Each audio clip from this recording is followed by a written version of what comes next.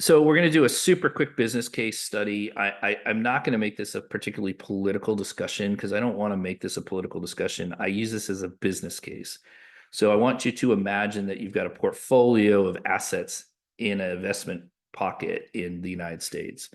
So you're holding a long position on companies in the stock market in the US. It could actually be anywhere else in the world too. And you've got this notion of immigrants are, quote, poisoning the blood of the United States. So that's kind of the narrative. So that then leads to a bunch of people thinking that there needs to be mass deportation.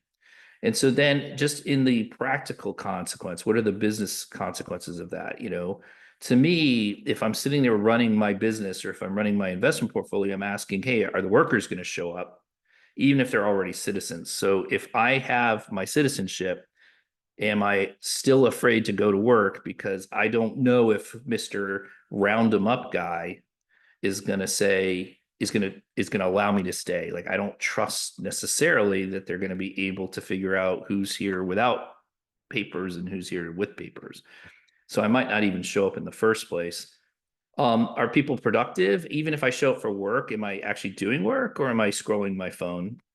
Widespread protests. Do the protests disrupt supply chain? If you look at Tel Aviv before October, they had, I think, 1 million human beings in the streets, if I recall.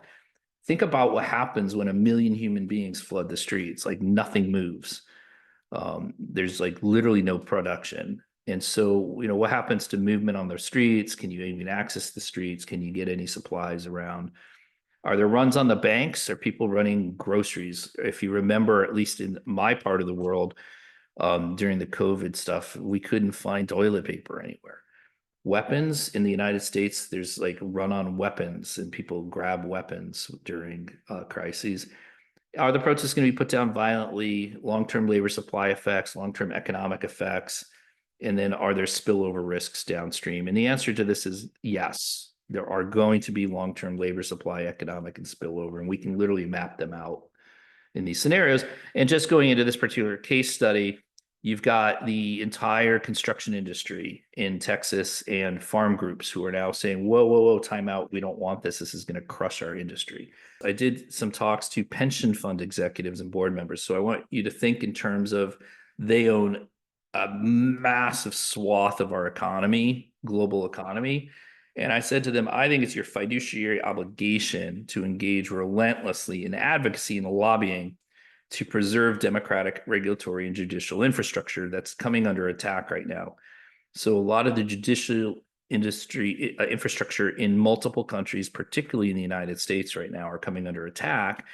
And these are people who do not want to be politically active. And I said, you no longer can afford not being politically active. For time, I'm not going to show you this movie clip,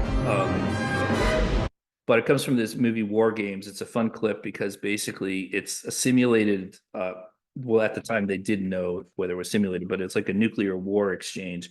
And the computer's sending off phantom nuclear missiles across, and it runs every scenario of the nuclear strategies. And at the end, it pauses and it says the only way to win the game is to not play it at all.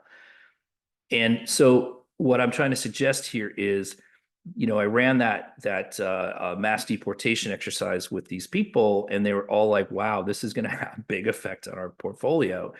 And I said, "Exactly. The only way to win that game is to not play it at all." So in my mind, like, it's your fiduciary obligation to maybe stop this notion of a mass deportation and maybe move the political discussion into a more sensible way of handling immigration reform.